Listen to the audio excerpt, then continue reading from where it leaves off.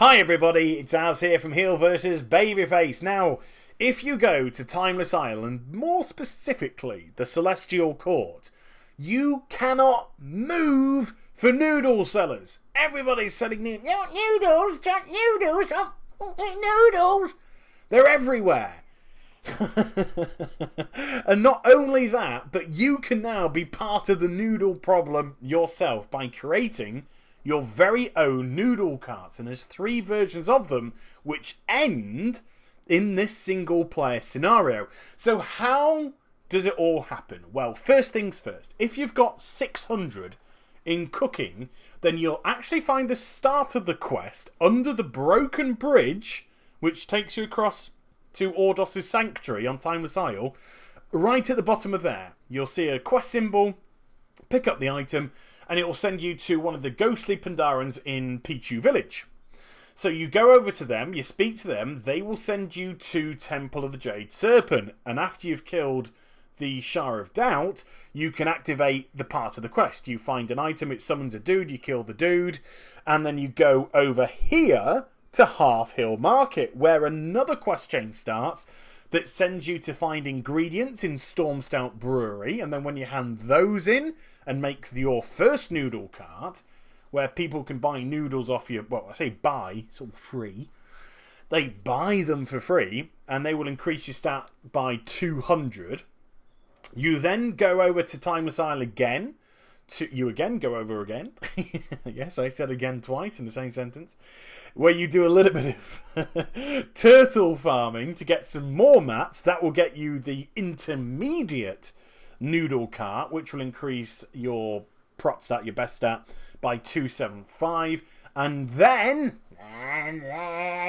you can enter this scenario here where you've got to feed patrons noodle soup.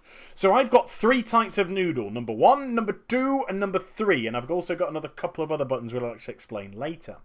You can identify what patrons want to eat by the colour of their clothes.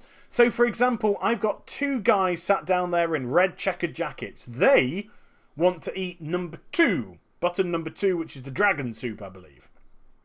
The ones that are in the blue tops, the one that's just sat down there, they require button number 1, which is the regular noodle soup.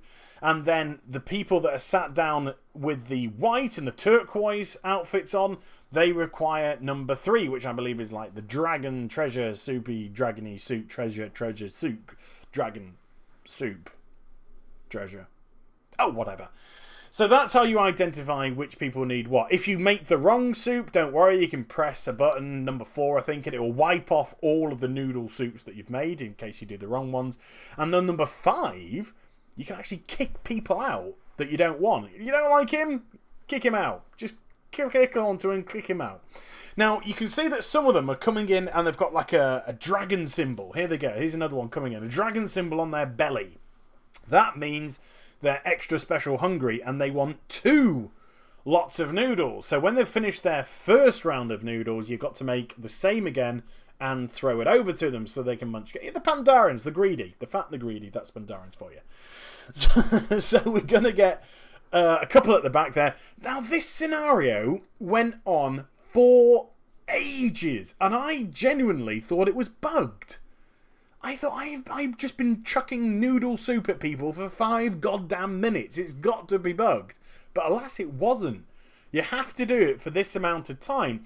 And what was a little bit disappointing, because it is quite good fun, not masses of fun, they didn't make it masses of fun, was the fact that the patrons came in really kind of casually. It would have been more tense if they were coming in and you were having to seat them and get rid of people, and then it would have made you kind of work harder and quicker. But I didn't feel as if I was under any pressure whatsoever to get them seated, feed them, get them out.